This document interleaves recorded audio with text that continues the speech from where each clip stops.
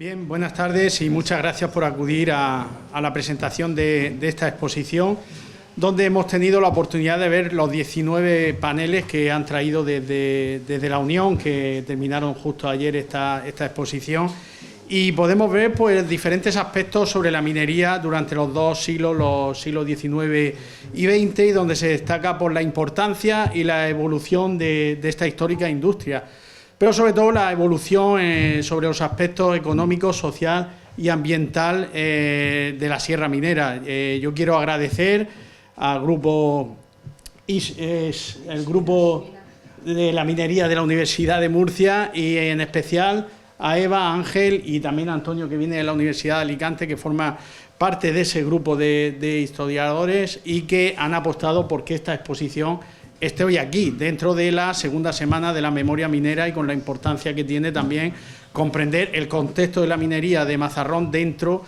del enclave de esos dos siglos que nos traen de trabajo de investigación de la minería española.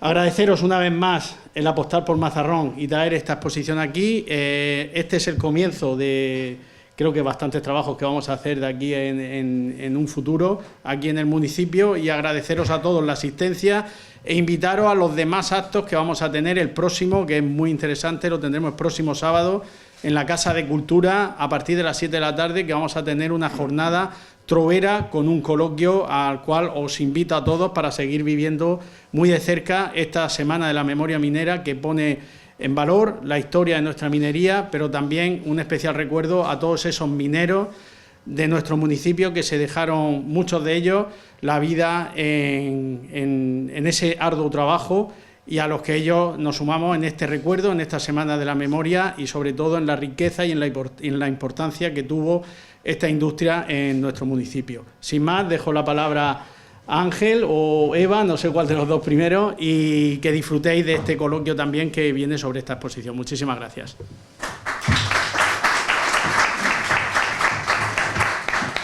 Bueno, pues buenas tardes, muchas gracias a todos por asistir, gracias al Ayuntamiento de Mazarrón por darnos la oportunidad de traer aquí nuestra exposición, al Instituto de Turismo de la Universidad de Murcia y al Instituto de Turismo y a todas las instituciones que nos están apoyando en que este proyecto se lleve a cabo. La exposición que han visto en la sala de arriba es fruto del trabajo de un grupo de investigadores de las universidades de Murcia, la Universidad de Almería, la Universidad de Alicante, la Universidad del Huelva, que lleva trabajando conjuntamente durante muchos años, y realmente lo que ven aquí es el fruto de un trabajo de 20 años que han sido capaces de sintetizar en los paneles que hemos podido observar.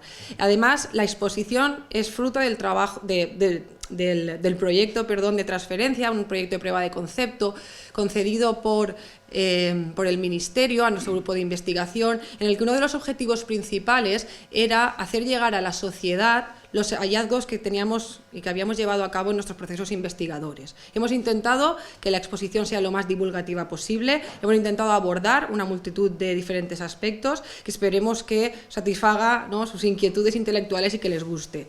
Además, me gustaría decir que para aquellas personas que no han tenido la oportunidad de visitar la exposición presencialmente, hay un QR, arriba está en la sala, de forma que se puede visitar virtualmente el catálogo de la exposición, donde está toda la información, ¿de acuerdo? También hay 3 vídeos proyectados que se están proyectando en este momento en la sala, que están disponibles en nuestro canal de YouTube, en el canal de YouTube de Isminas, por si se quiere ampliar la información, ¿de acuerdo? Y nada, por mi parte nada más, y darles las gracias por acudir a esta inauguración.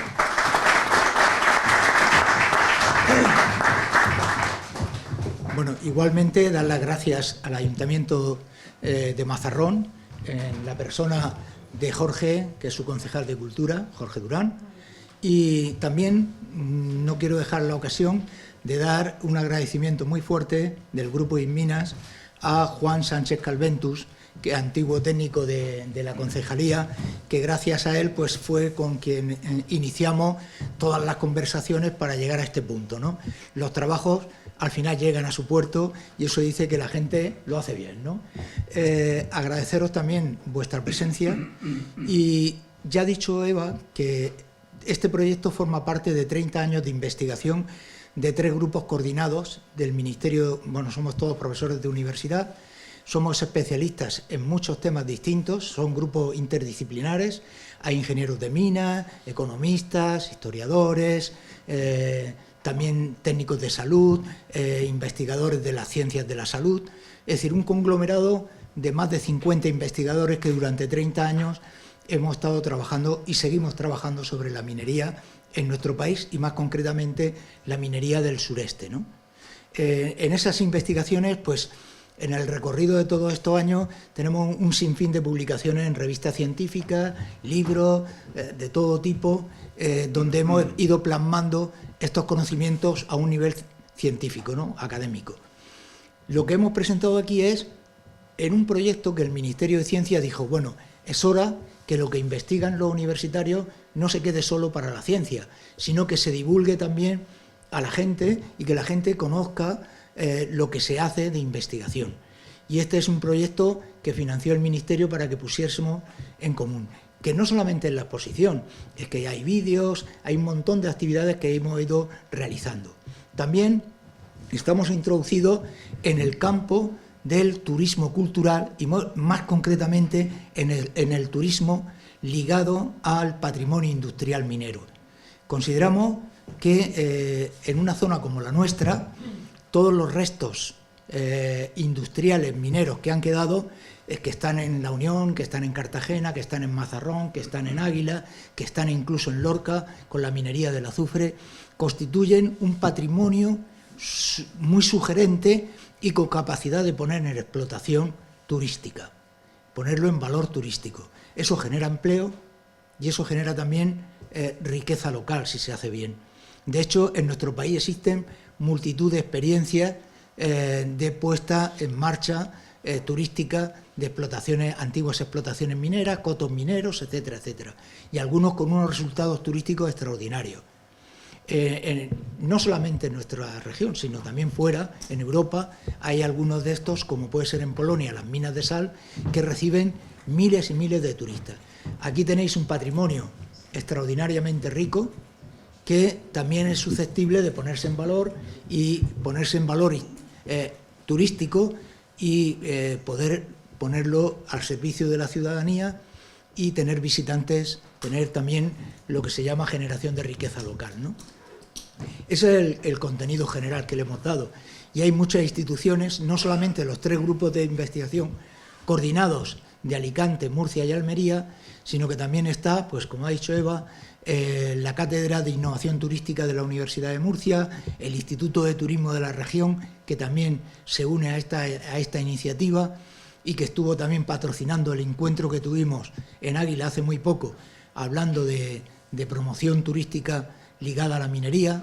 Y hay ejemplos que están aquí cerca, como Pulpí, que no tenemos que irnos muy lejos. Pulpí está a muy pocos kilómetros de aquí, que son un ejemplo de un éxito, de buenas prácticas y de un éxito turístico a partir de la geoda de Pulpí, pero que ellos han alargado mucho más, poniendo en valor una mina visitable, y el concejal nos contaba la experiencia en aquella jornada y nos hablaba cómo la playa que hay pegada a Pulpí, no sé si es Terrero, si me equivoco, que los restaurantes de Terrero, a raíz de la explosión turística, pues están saturados de gente.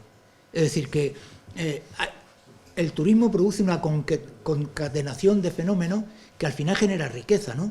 Y si lo ha hecho Pulpí, que está aquí cerca, las demás localidades se pueden hacer. Sobre todo cuando se trabaja, lo hablaba con el concejal, cuando hay posibilidades de coordinar los esfuerzos de los ayuntamientos, porque hay fondos europeos, como los Next Generation, que admiten proyectos de este tipo, ¿no? Y que obtener fondos donde para un ayuntamiento lanzarse a un tema de estos suele ser complicado, ¿no? Porque todos sabemos cómo andan las finanzas municipales, que son escasas, pero cuando se producen estas alianzas estratégicas se pueden obtener fondos europeos para el desarrollo del turismo con proyectos bien hechos, ¿no? Entonces yo creo que hay que animar a que los ayuntamientos mineros pues tomen protagonismo y también se lancen a obtener esos fondos que pueden ayudar a poner en valor el patrimonio. Creo que estas jornadas que hacéis durante estos días es algo maravilloso, porque son vuestras raíces, las raíces de Mazarrón, Y yo me acuerdo que había un cantante en la época de la transición que se llamaba Raymond, supongo que seguirá llamándose Raymond, que decía que quien pierde sus orígenes pierde su identidad. Vosotros con esta jornada estáis reivindicando vuestros orígenes para no perder vuestra identidad minera, que ha sido como el germen, como el gran motor de esta localidad. Yo ya me callo para dejar a nuestro conferenciante, que también os lo voy a presentar rápidamente. El conferenciante es Antonio Escudero Gutiérrez, es catedrático emérito del Departamento de Análisis Económico Aplicado de la Universidad de Alicante, ha sido hasta hace muy poco director del Instituto de Economía de la Universidad de Alicante y no es en vano que diré que es una de las personas, de los científicos que más han trabajado sobre minería y uno de los grandes conocedores de la minería nacional. De hecho, yo me confieso un pequeño discípulo suyo en mis trabajos y he tenido oportunidad de colaborar con él en investigaciones, en artículos, en multitud de cosas y espero seguir siempre compartiendo con él ese gran conocimiento que atesora sobre la minería española. Dicho esto, yo ya le doy paso y él nos habla de su conferencia y de lo que nos va a hablar.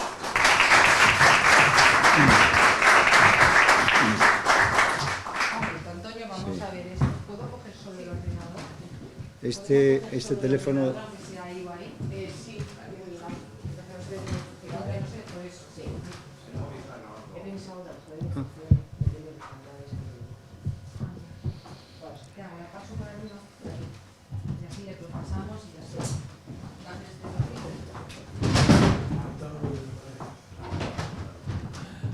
No pesa, ¿verdad? Y te la pasamos y ya está. Bien, cuando yo te haga una señal...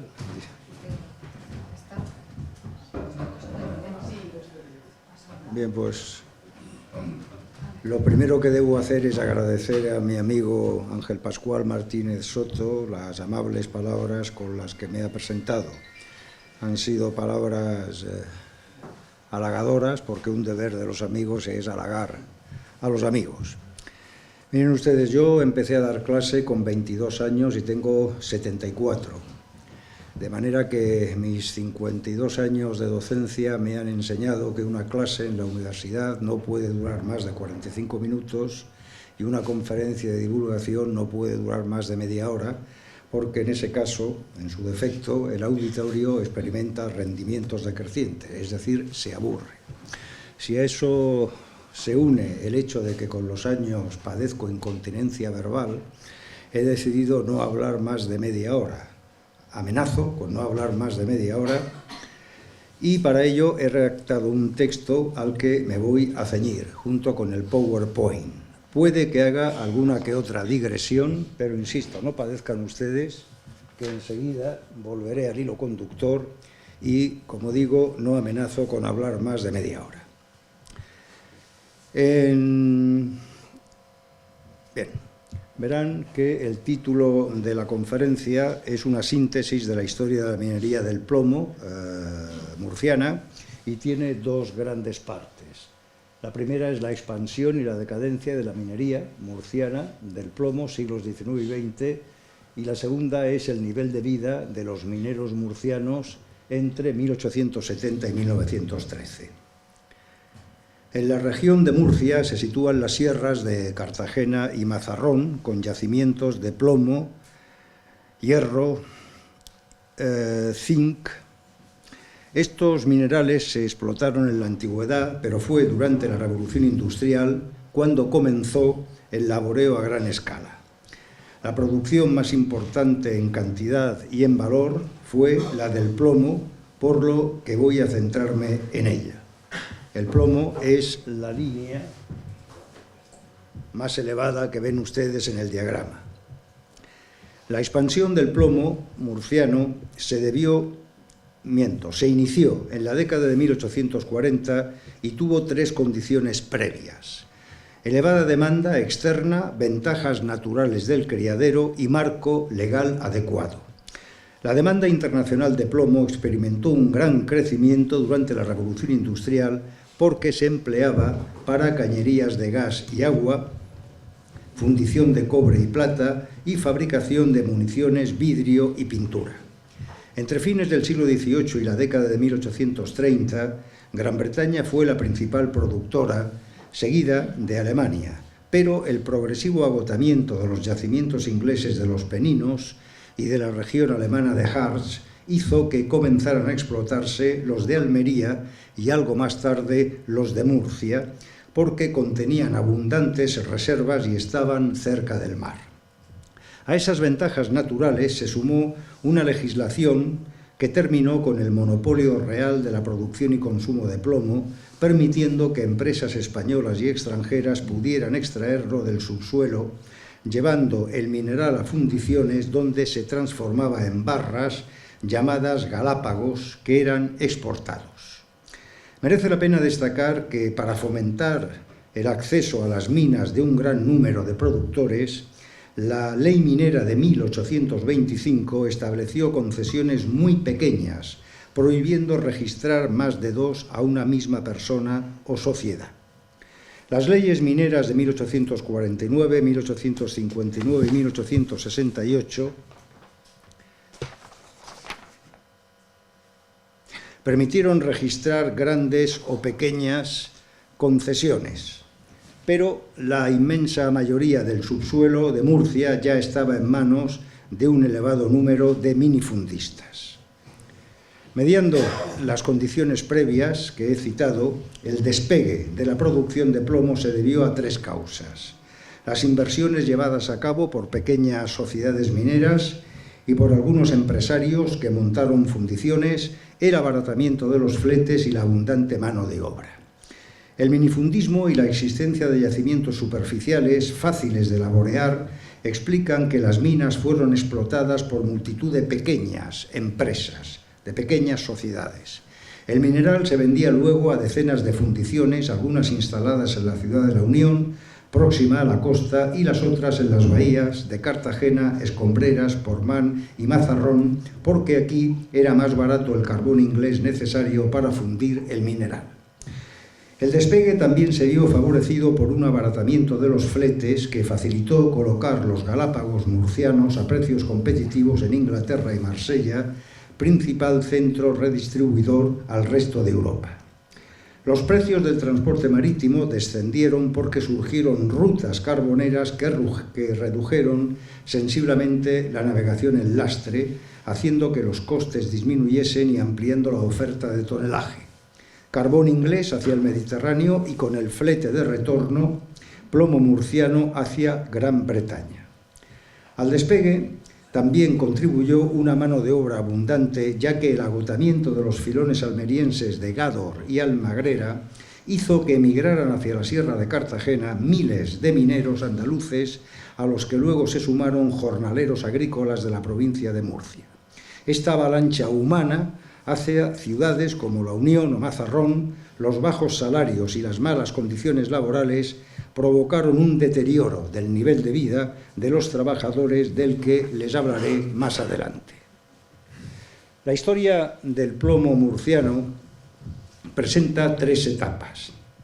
Primera, década de 1840-1913, expansión. Segunda, 1914, fines de la década de 1940, decadencia. Y tercera, finales de la década de 1940 a 1989, resurrección. La primera etapa fue, como he dicho, la de apogeo. Entre la década de 1840 y la de 1860, el distrito ocupó el segundo puesto español en la fabricación de galápagos. Pon la anterior, por favor. Pues me he equivocado. Bien. Continúo. Durante las décadas del 70, del 80 y del 90, Murcia se colocó a la cabeza, y aunque entre 1900 y 1913 continuó produciendo cantidades notables, las fundiciones de Jaén y de Córdoba desbancaron a la provincia de Murcia del primer lugar porque producían a costes más baratos. La metalurgia murciana contribuyó de modo sustancial a que España fuera, en la década de 1870, la principal productora mundial de plomo en barras, y entre 1880 y 1913 la segunda tras los Estados Unidos. Entre la década de 1840 y la de 1870, la extracción de mineral estuvo en manos de un gran número de pequeñas empresas por el minifundismo y porque no se requerían grandes inversiones para el laboreo, ya que entonces se explotaban a cielo abierto escoriales de la época romana y yacimientos superficiales de carbonatos. Tampoco las barreras de entrada fueron grandes en la metalurgia, al no resultar demasiado costoso instalar pequeños hornos como los que construyeron en sus fundiciones los empresarios pioneros del distrito, el marsellés Hilarion Roux, los murcianos General Blas Requena, Darda y Pedreño y algunos catalanes. Este panorama cambió cuando escoriales y carbonatos se agotaron y hubo que atacar las galenas, el sulfuro de plomo situado en filones subterráneos. Su extracción y fundición exigía mayores inversiones porque era preciso abrir pozos y galerías, porque había que desaguar y ventilar, porque la concentración de los minerales debía hacerse con maquinaria de trituración, clasificación y lavado, y porque la fundición exigía hornos grandes a los que se insuflaba aire mediante máquinas de vapor. Todo ello explica que en la década de 1870 aparecieran sociedades extranjeras y españolas con mayor capital que integraron verticalmente minas propias o arrendadas con fundiciones de mayor tamaño y que construyeron medios de transporte mecanizados. Se trata de estas empresas: la Compagnie de Mines et Usines d'Escombreras Bleiber, heredera del patrimonio de Hilarion Roux, Compagnie d'Águilas en Mazarrón, Fundición Santa Lucía, propiedad de la familia Figueroa, Compagnie de Portmán y Miguel Zapata, que se convirtió en el mayor productor del distrito después de Escombreras Bleiber. Cabe asimismo destacar que la Société Minière Métallurgique de Peñarroya, dueña de minas y fundiciones en Sierra Morena, compró en 1912 Escombreras Bleiber y en 1913 Santa Lucía, convirtiéndose de este modo en la mayor empresa del sector. La aparición de compañías de mayor tamaño hizo disminuir el número de sociedades mineras y pequeñas fundiciones, pero algunas sobrevivieron como empresas marginales que entraban en el mercado en coyunturas de precios altos, dándose pues una estructura empresarial y tecnológica dual. Durante la segunda etapa, 1914, fines de la década de 1940, el distrito entró en una fase de decadencia porque los rendimientos decrecientes de las minas y la falta de innovaciones tecnológicas le impidieron competir con el plomo norteamericano, mexicano, australiano y de otras cuencas españolas. La producción se desplomó, sobrevivieron solo las mayores empresas, los herederos de Zapata y la Peñarroya, y los municipios mineros sufrieron una masiva emigración. Prueba de ello es que La Unión pasó de 30.000 habitantes en 1913 a 11.000 en 1930, o Mazarrón de 23.000 a 14.000. Pese a todo ello, durante la tercera etapa, fines de la década de 1940-1989, el sector conoció una resurrección. Sin llegar a alcanzar las cifras de producción de la época dorada, 1880-1913, el distrito conoció una recuperación ligada al aumento de la demanda y a innovaciones tecnológicas. La demanda internacional de plomo aumentó tras la Segunda Guerra Mundial como consecuencia de las necesidades de reconstrucción y del fuerte crecimiento de la llamada Edad de Oro del capitalismo, 1950-1973. La subida de los precios cambió las expectativas empresariales. A fines de la década de 1940, Francisco Celdrán compró minas formando un coto y comenzó a explotar a cielo abierto minerales pobres y estériles con medios mecánicos, concentrándolos luego mediante flotación diferencial. El éxito fue tan grande que Celdrán era, a principios de los años 50 del siglo pasado, el mayor productor del distrito, por encima incluso de la Peñarroya. Esta última compró durante los años 50 una gran cantidad de minas instalando en 1857 en la bahía de Portmán el mayor lavadero de flotación de Europa, que a la postre ocasionó el desastre ecológico de la colmatación de la bahía.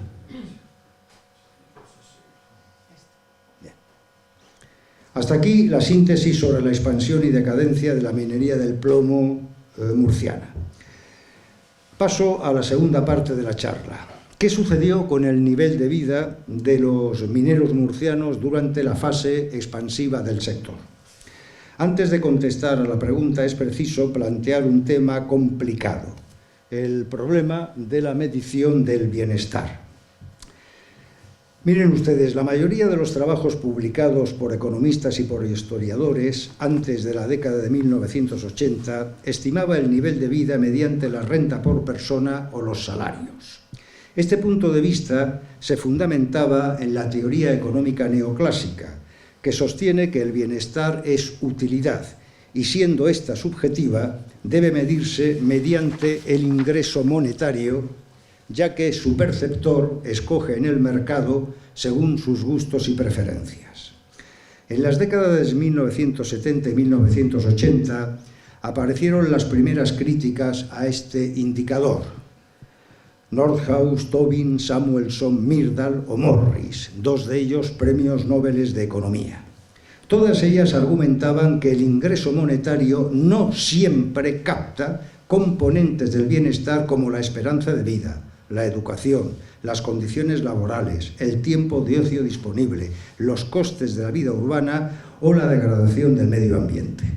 Una pequeña digresión. Mi tesis doctoral la hice siendo profesor en la Facultad de Económicas de Bilbao y llevaba por título Minería e Industrialización de Vizcaya. Entre 1868 y la Primera Guerra Mundial, entre 1868 y 1900, los salarios de los mineros de Vizcaya subieron un 0,3%. Aumentó su nivel de vida. En ese mismo periodo, la esperanza de vida cayó de 30 a 18 años. Como ustedes verán, el salario, lo crematístico, el ingreso monetario, no siempre es un buen indicador del bienestar. Si quieren otro ejemplo, en la época en la que subieron los salarios en las minas de Asturias, la jornada laboral pasó de 9 a 12 horas. ¿Mejoró el bienestar trabajando 3 horas más al día? El concepto del bienestar es algo muy complicado. La obra del Premio Nobel de Economía Amartya Sen fue trascendental, ya que introdujo una nueva concepción del nivel de vida.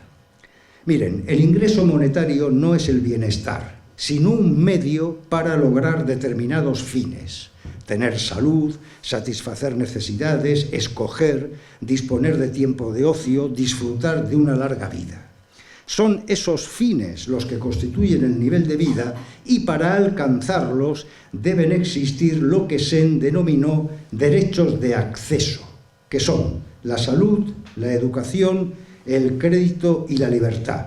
Los derechos que permiten que las personas puedan desarrollar sus capacidades y alcanzar el bienestar. Una pequeña digresión. ¿Ustedes creen que una persona enferma puede prosperar en la vida?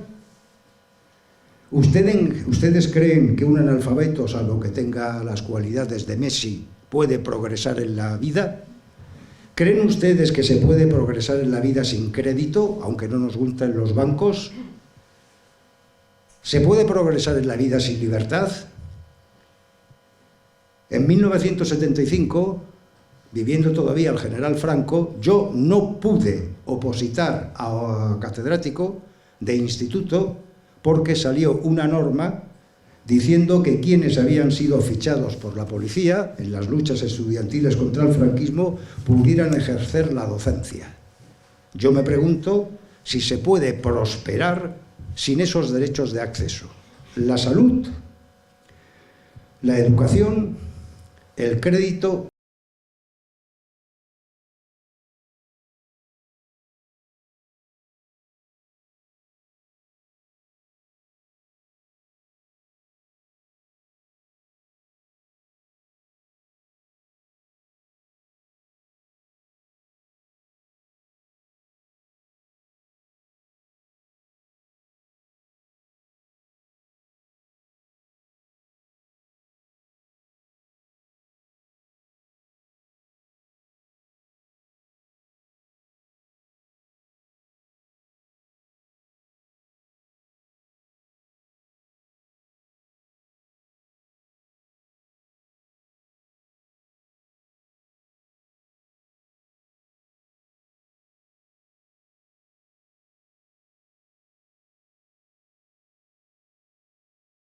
que tiene un Passat. ¿Cómo es posible que usted, que es un profesor de universidad, tenga un coche de ministro? Y le dije, porque existe el crédito. Y me dijo, ¿y qué es el crédito? Era un profesor de la Facultad de Económicas y me preguntó qué era el crédito. Y como verán ahora, el IDH es un indicador del bienestar que juega con 3 variables: la esperanza de vida, la tasa de alfabetización y la renta per cápita. Yo felicité en el año 2000, en un curso que di en La Habana, a los cubanos porque Naciones Unidas los había felicitado también, habida cuenta de que su IDH era muy elevado. En renta per cápita estaban en el furgón de cola, pero estaba muy delante en esperanza de vida y en tasa de alfabetización. Hoy ya no, hoy ya no. Pues otro profesor se me acercó al terminar la clase y me dijo algo enjundioso. Mire, es que nosotros ya tenemos educación gratuita, está muy bien. Nosotros tenemos sanidad gratuita, está muy bien. Pero yo lo que quiero es tener una casa como la que usted tiene. Yo quiero llevar un pantalón como el que usted lleva. Yo quiero llevar unos zapatos como los que usted lleva. Yo quiero tener libertad para irme de este país si quiero. ¿Me explico? De manera que, aunque el IDH cubano daba un índice de bienestar muy elevado, había muchos cubanos que no estaban de acuerdo con ese indicador porque, en definitiva, ahora entro en ello, el bienestar es algo subjetivo. Bien, partiendo de estos postulados de Amartya Sen, un grupo de economistas, entre ellos el propio Premio Nobel, ideó a finales de la década de 1980 el IDH, el Índice de Desarrollo Humano. Se trata de un indicador sintético que se obtiene mediante una media de 3 variables: la renta por persona, la esperanza de vida y el nivel educativo. Huelga decir que las 2 últimas variables, la esperanza de vida y el nivel educativo, tratan de captar los derechos de acceso, de salud y de educación.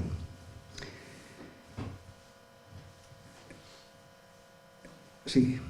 En la década de 1990, la estatura, puede que esto les sorprenda, se asentó como un indicador del llamado nivel de vida biológico. Aunque en la estatura existe una carga genética, es potencial y se altera por 3 factores que, junto con lo genético, la determinan hasta los 21 años. Se trata de la nutrición, del desgaste físico y de la morbilidad, porque la talla es el resultado del input nutricional neto, la diferencia entre el input nutricional bruto, los nutrientes ingeridos, y la energía gastada vía metabolismo basal, actividad física y enfermedades. Esto, que parece complicado, no lo es, y les voy a poner un ejemplo sencillo. Pongamos que una persona al nacer tiene una carga genética de 1,70. Si entre el momento de su nacimiento y los 21 años esa persona ha comido bien, no ha sufrido enfermedades y no ha trabajado de niño y de adolescente, cuando cumpla 21 años medirá más de 1,70. Por el contrario, si una persona nace con una carga genética de 1,70 y entre el momento de su nacimiento y los 21 años ha comido mal, ha estado malnutrido, ha sufrido morbilidad, muchas enfermedades, y ha trabajado muchas horas en una mina subterránea, cuando cumpla 21 años no medirá 1,70, medirá 1,64 o 1,65. Todo ello hace de la estatura media un indicador sintético, porque la nutrición nos informa sobre el ingreso monetario y el desgaste físico y la morbilidad sobre otros elementos del nivel de vida, como las condiciones laborales, el medio ambiente epidemiológico y el nivel sanitario. Bien, nosotros no hemos podido construir un IDH para los mineros murcianos por razones que no les voy a exponer, por falta de fuentes documentales. Y lo que hemos hecho es tratar de medir la evolución de su nivel de vida entre 1870 y 1913, contrastando el salario real, la esperanza de vida y la estatura. ¿De acuerdo? Vamos, les voy a enseñar una serie de salarios reales, una serie de esperanza de vida y otra serie de estatura. Como saben ustedes, la serie de estatura en España es fácil de obtener porque todos los varones tenían que medirse a los 21 años para ir al servicio militar. Bien. Los salarios reales en las minas de la Unión, este gráfico es de Ángel, es una investigación de Ángel, pasaron de 1,75 pesetas al día en 1879 a 2,90 en 1913, 34 años más tarde. Ello supone una tasa acumulativa de crecimiento pequeña, es decir, crecieron al 1,4%. Esa es una tasa pequeña. Ese débil crecimiento guarda relación con la existencia de una mano de obra muy abundante y con la inexistencia de un poder sindical. Así pues, el consumo de los mineros mejoró. Uno ve esta serie y tiende a pensar que, aunque poco, aumentó el nivel de vida de los mineros murcianos porque al ganar algo más pudieron consumir algo más. Ese ligero aumento del consumo es sinónimo de que su bienestar se incrementó. Veámoslo analizando si durante este periodo los mineros sufrieron lo que los historiadores británicos denominan urban penalty, castigo urbano. Esto es, un descenso de su esperanza de vida y su estatura. En la Unión, la esperanza de vida antes del boom minero era similar a la media de España, 29 años. En 1890 España tuvo una esperanza de vida de 30 años y la Unión de 18. Esto significa que la tasa de mortalidad infantil pudo ser del 400 o del 500 por 1000. En 1900 la esperanza de vida en España fue de 35 años y en la Unión de 29, y en 1911 en España de 41 y de 27 en la Unión. Veamos ahora los datos de estatura. Los reclutas medidos a los 21 años en la ciudad minera de Mazarrón, su pueblo, en 1860 habían pasado su infancia y adolescencia antes del boom minero. Su talla media fue de 1,63 centímetros. En cambio, los tallados entre la década de 1870 y 1895, es decir, los que habían pasado su infancia y su adolescencia en pleno boom minero, tuvieron tallas medias inferiores a 1,60. A 1,60. Después de 1900, la estatura media se recuperó hasta llegar al 1,62 en 1913, talla todavía inferior a la de 1860. La sobremortalidad de la Unión fue consecuencia de enfermedades infecciosas transmitidas por agua, alimentos y aire. Más en concreto, entre 1877 y 1900, el 86% de la mortalidad se debió a infecciones provocadas por aire, el 14% a las provocadas por agua y alimentos contaminados y el 14% a enfermedades no infecciosas. Esa elevada morbimortalidad puede explicarse haciendo uso de la teoría económica y más en concreto de los fallos de mercado. Para el caso que nos ocupa, basta con considerar 3 fallos de mercado que les voy a explicar brevemente: bienes públicos, información imperfecta e inelasticidad de la oferta de un bien preferente como es la vivienda. Miren, la proliferación de infecciones por agua se debió a la ausencia de alcantarillado, un bien público que ninguna persona privada construyó porque no podía evitar que cualquiera evacuara gratuitamente las aguas fecales en cubos a los sumideros de la calle. Un bien público es aquel que no producirá nunca un empresario porque los demás serán freeriders o gorrones. ¿Me explico? Imagínense ustedes que están en el siglo XIX. Ninguno de ustedes, siendo marinero, construiría solo un faro en la bahía de Mazarrón, porque los demás, ¿qué serían? Gorrones. ¿Lo entienden? Se beneficiarían del faro sin pagar nada. En la época que estamos estudiando, ninguna empresa privada construyó el alcantarillado porque sabían que necesitaban nada más y nada menos que una legión de agentes de la propia compañía en cada esquina, tratando de que las mujeres no tiraran las aguas fecales.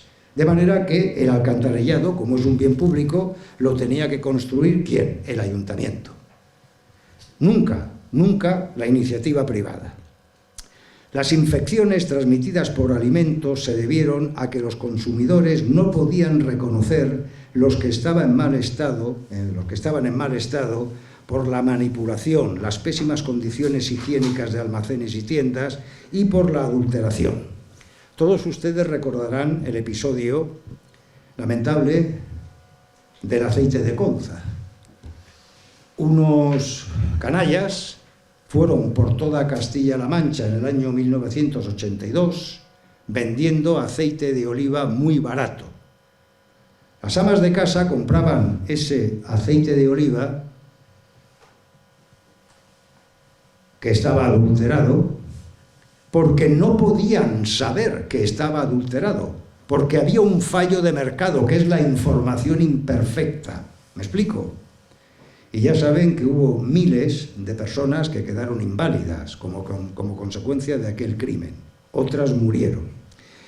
Y finalmente les voy a hablar de otro fallo de mercado que hoy en España es muy importante. Se trata de que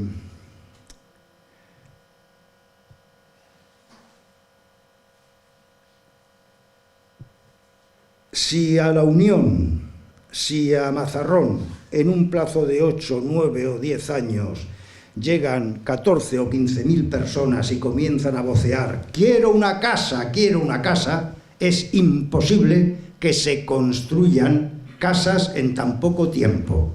Eso en economía se llama inelasticidad de la oferta. Y lógicamente al suceder esto lo que ocurrió fue lo siguiente. La familia pionera, la que primero llevaba a La Unión o a Mazarrón, alquilaba una casa con 5 o 4 habitaciones.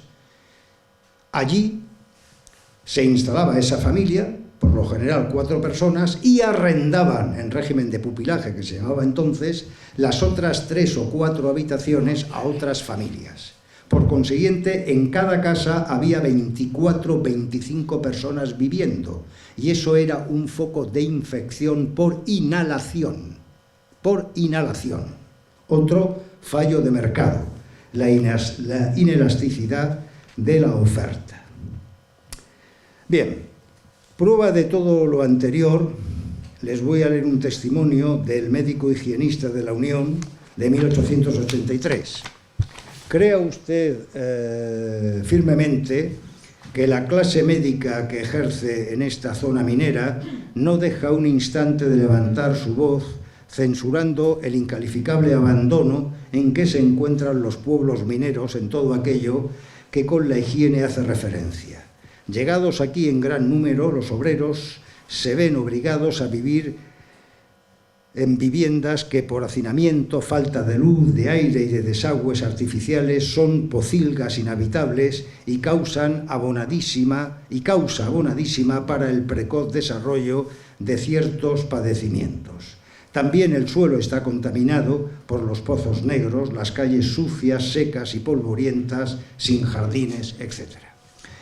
El movimiento higienista propuso combatir la sobremortalidad de los barrios obreros mediante una reforma sanitaria de las ciudades que incluía las mismas medidas de intervención del Estado que hoy recomienda la teoría económica para combatir los fallos de mercado que he citado.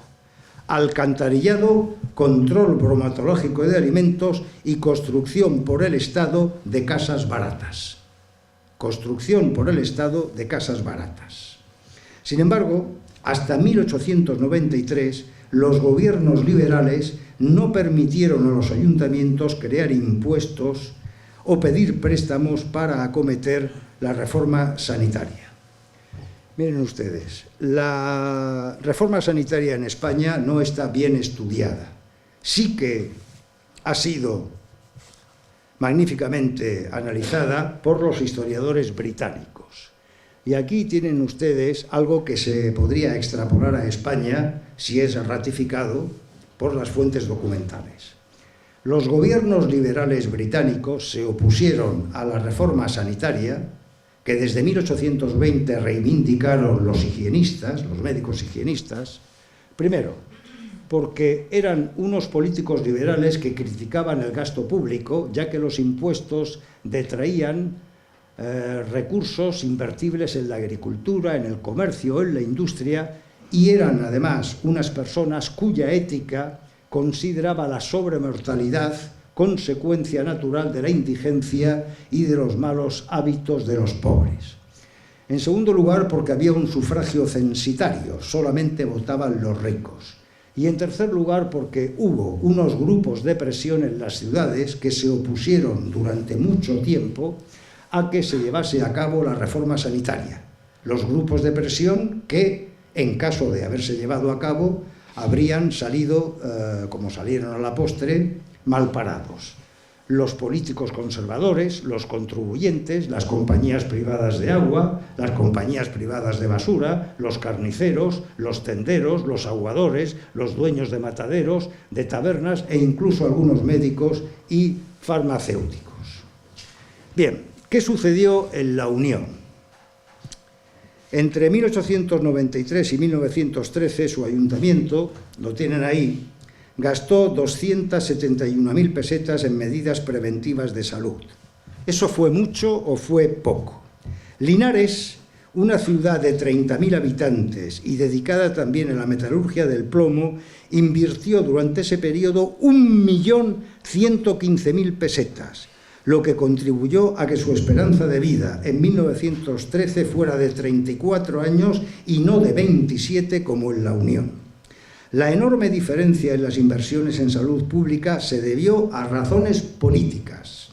Linares fue una ciudad donde el socialismo y el sindicalismo fueron importantes y en la que tras la instauración en 1890 del sufragio universal masculino hubo concejales republicanos. Por el contrario, en la Unión no echó raíces ni el sindicalismo ni el socialismo. Y la ciudad estuvo gobernada por caciques del Partido Conservador y del Liberal, apoyados por los dueños de las minas y de las fundiciones, que además actuaron de modo corrupto. Prueba de ello son estos hechos. Los ingenieros franceses del Crédit Lyonnais, que visitaron la Unión en 1900, escribieron: «No hay ninguna organización obrera de importancia debido a la barbarie en la que se encuentran los trabajadores, analfabetos y sin educación religiosa ni moral». Y también escribieron esto sobre Miguel Zapata, uno de los miembros de la oligarquía minera. Traduzco del francés. Zapata, industrial rico con varias fundiciones, es usurero. Adelanta dinero a los mineros pobres y les obliga a darle a cambio todo el mineral a precios muy ventajosos. Después les roba, sobornando a los químicos encargados del análisis y a los agentes encargados de los pesos. También soborna a los agentes de aduanas para que admitan declaraciones falsas de plomo y de este modo paga muchos menos impuestos. Es dueño de 30 o 40 minas y de varias fundiciones. Le llaman el lobo en la sierra. Este rey de la sierra cambia a los gobernadores civiles de la provincia y tiene a su servicio a todo un personal político, alcaldes, jueces, por partida doble. Unos cuando gobiernan los conservadores y los otros cuando gobiernan los liberales. Otra prueba de la corrupción es que, gobernada por alcaldes y concejales con negocios mineros, el Ayuntamiento de la Unión financió la construcción de un embarcadero en la cercana bahía de Portmán con una cantidad de 26.193 pesetas, cifra que contrasta con las 9.000 que gastó en agua y alcantarillado. Voy concluyendo. ¿Por qué la estatura de los mineros murcianos fue probablemente la más baja de España? porque aunque el aumento de los salarios incrementó ligeramente su consumo de calorías y proteínas, las condiciones laborales y epidemiológicas deterioraron su input nutricional neto o estatura. Baste con citar algunos datos sobre condiciones laborales y trabajo infantil que demuestran que en la Unión eran peores que, por ejemplo, en Linares. En las minas de Linares, la jornada laboral en 1901 y 1911 era de 8 horas en el interior y de 9 en el exterior. En la Unión, en 1900, de 9 horas y 45 minutos en el interior y de 11 horas en el exterior.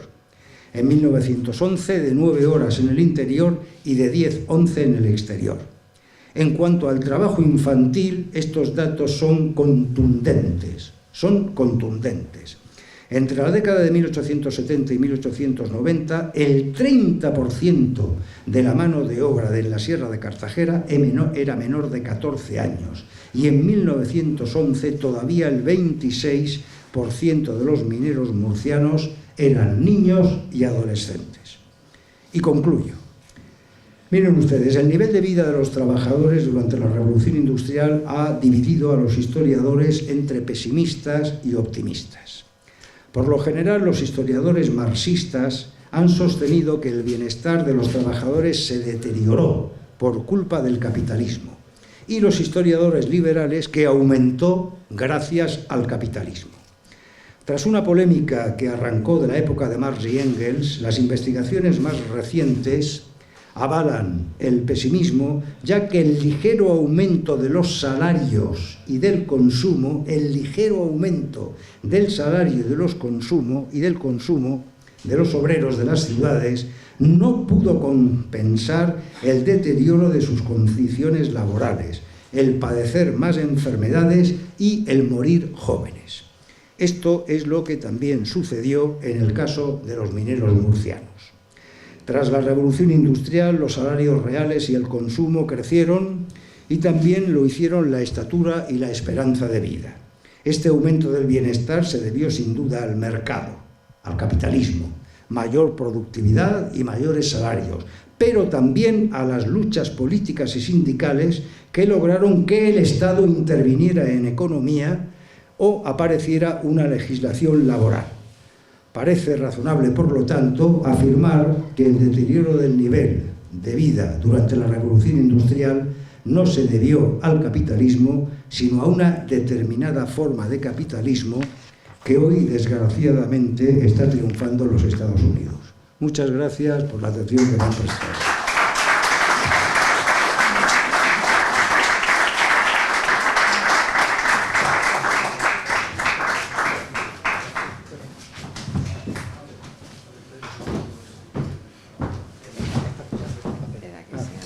Es que se han caído.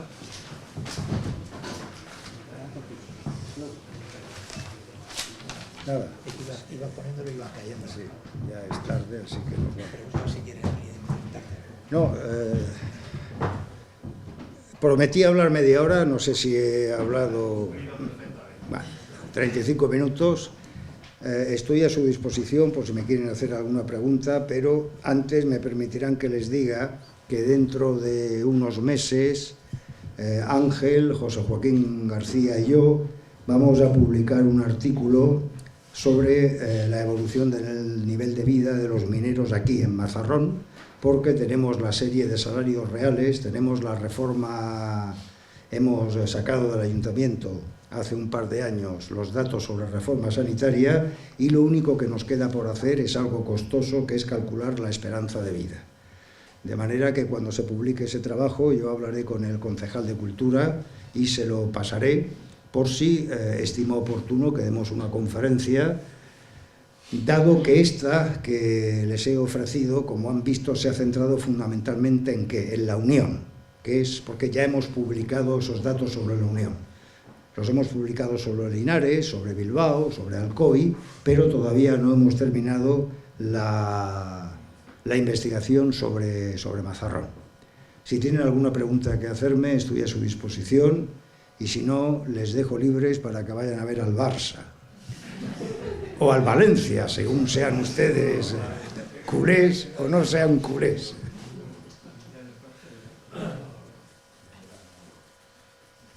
Sí, dígame. Simplemente felicitarle porque creo que ha hecho una exposición buenísima. Muchas gracias. Y preguntarle si tiene algún libro relacionado con este tema o algo. Sí, sí, sí. Si ahora me da usted su teléfono, yo le paso, lo que tengo son artículos firmados con Ángel. Tenemos uno sobre la Unión, otro sobre Linares, otro sobre Alcoy y otro sobre Bilbao. El próximo va a ser el de Mazarrón.